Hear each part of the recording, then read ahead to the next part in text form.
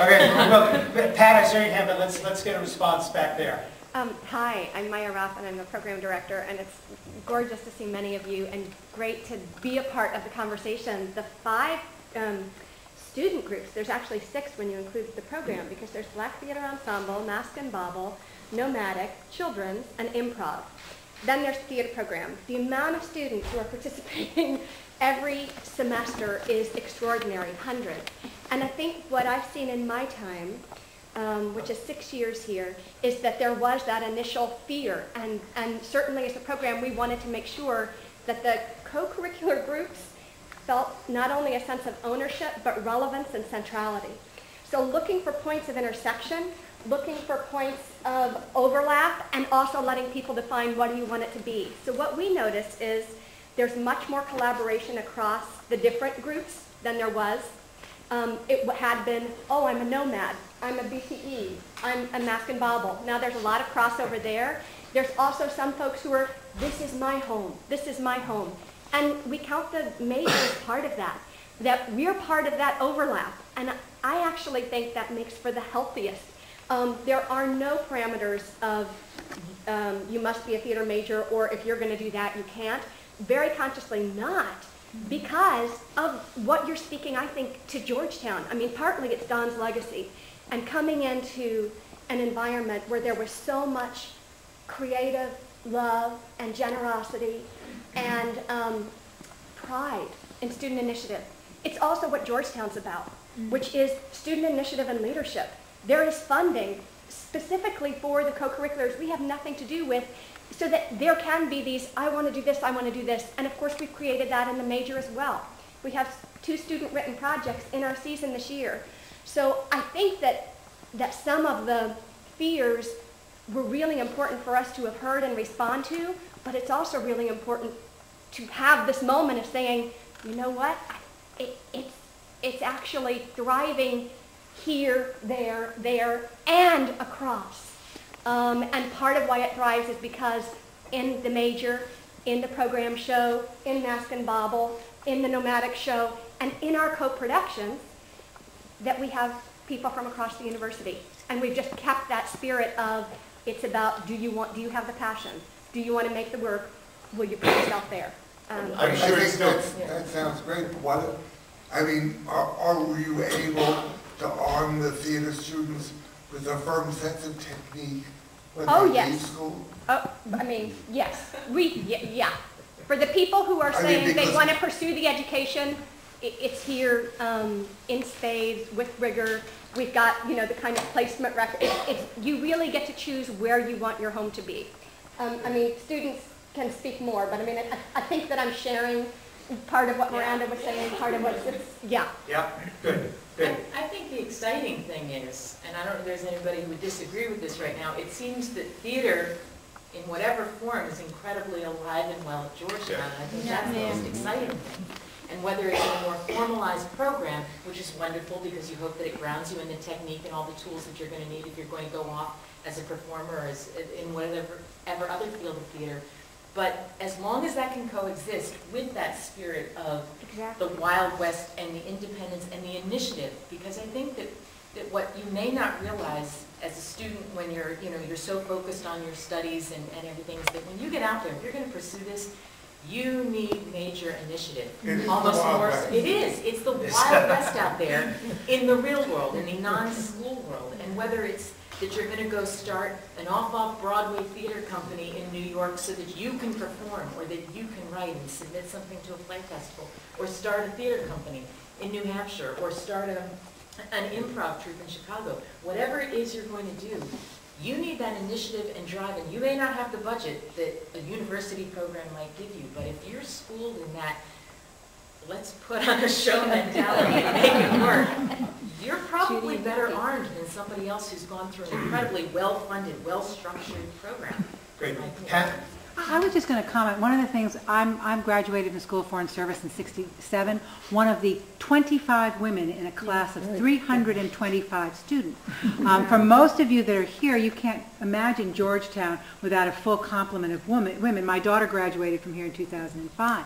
When we came here, There was the School of Language and Linguistics, the Foreign Service School, a couple of women in the business school, and the nursing school. That was it. And the Mask and Bauble was one of the few places on campus that allowed the guys and the girls to kind of mix. That's how I met him. That was and I think that certainly made it very popular among the men. And of course, for the women, anybody who's ever done theater ever in any of their existences knows that there's usually 10 women trying out for every one man. So come to Georgetown, where there just aren't a lot of women. It was like super. Okay, so I think that the home, particularly for young women at Georgetown, at a time when there really weren't a lot of outlets for women here, was amazing. I mean, and I'll just tell one other little thing. We had a dean then, Dean Ruckel. And she was very against the theater. She felt none of us should be wasting our time in the theater. And so they would always have these 3.0 Ts for anybody that had a GPA of over 3.0. And I remember spending a lot of time, the couple of times I made that T, taking anyone in the M&B up and introducing them to the dean to show her that actually some of us were students as well. But we were kind of looked at kind of the Wild West. But it was a time when the Wild West, Georgetown women were only allowed to wear slacks on campus when covered by a trench coat going to a sporting event. Pantsuits. Not when I was there. Not when I was there. When I was there, no pants. Okay. And not allowed to sit on the lawn. That's correct. That's correct. And let me point out that I was a member of the last class of an all-male College of Arts and Sciences, and ended up in a fist fight, saying, well, what's the matter? There's more girls going to be around here. And people were very upset. It was a very strange time. Now, I'd like to ask the panelists if any of you put M&B on your resumes when you started out in your careers. Do you think it opened any doors for you? The first year I was in New York, you know, this is back in the Pleistocene era when actors still carried around portfolios. I got an audition for my agent. This is sort of and it was for a play called Equus, and which I had read about. And I went, you know, and it was the first time I ever went to an apartment building for an audition. And then I got in an elevator, and the elevator went up to like the 13th floor, and I got out, and I was in an apartment.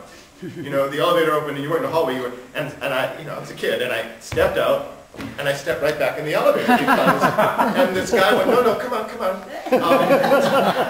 So I came, and I was in Kermit Bloomgarden's apartment, who I knew had produced The Music Man and The Death of a Salesman, and anyway, they stuck me in this office where there were pictures of everybody I ever admired signed to Kermit, and then and nobody had explained what I was going to be doing at this audition, right? So I went around the guy brought me around the corner and said, this is Kermit Bloomgarden and this is Peter Schaffer. And I said, wow! and Peter Schaffer said, what are you going to do for us? And I said, I thought I was going to hand a picture and a resume to an assistant stage manager. I could do a little something, you know, and I pulled something out and did it for them. And Peter Schaffer said, that was very good. And I said, you know, I have a review from the Washington Post by Richard Coe of my performance in Don Murphy's production of Royal Hunt of the Sun. Would you like to see that? And he said, yeah. So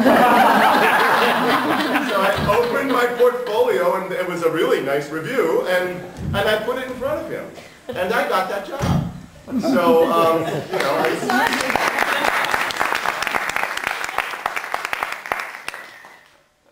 I did. I got a job. I think it helped me get my first job as a journeyman assistant stage manager to read a stage.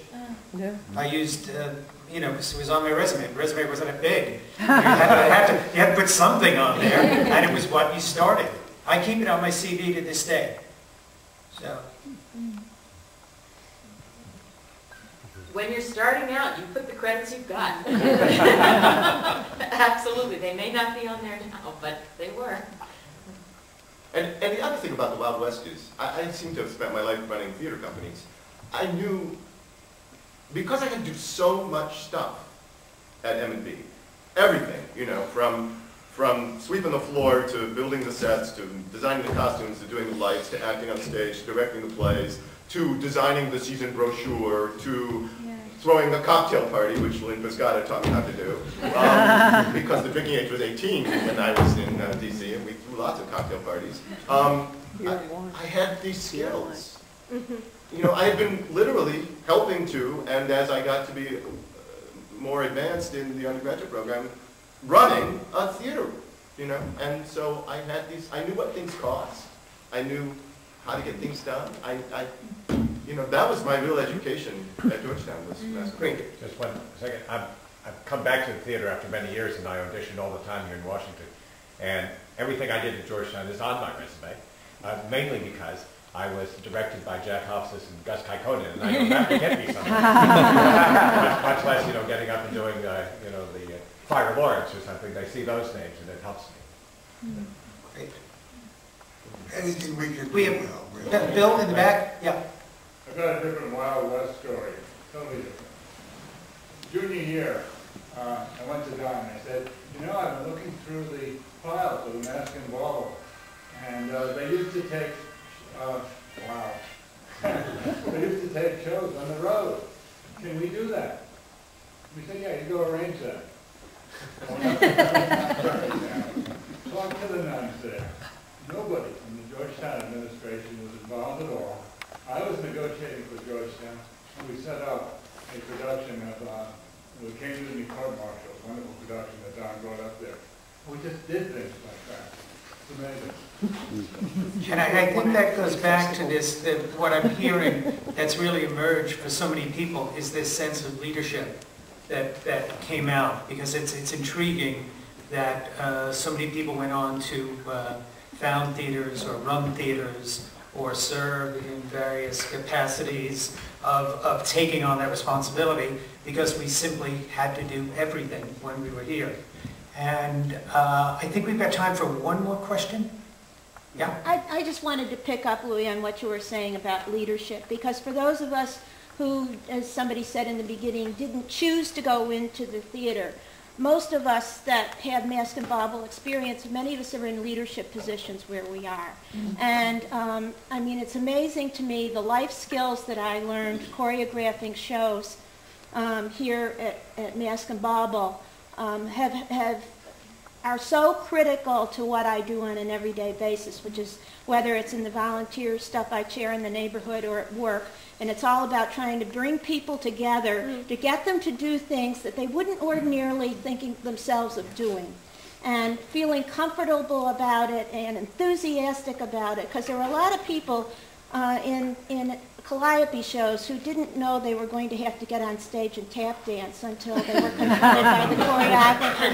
And yet, we made it fun, they believed they could do it, and they did well at it. And so, and that's a skill that if you can motivate people and make them feel that they can do things, it's no matter what you do in life, if you can do that, you're going to be successful. So Dr. Murphy allowing me to take that kind of a leadership position really has made a huge difference in my life. Great. I think that's probably a perfect place to wind this panel up and turn things over to the next one. Frank? 5-minute break.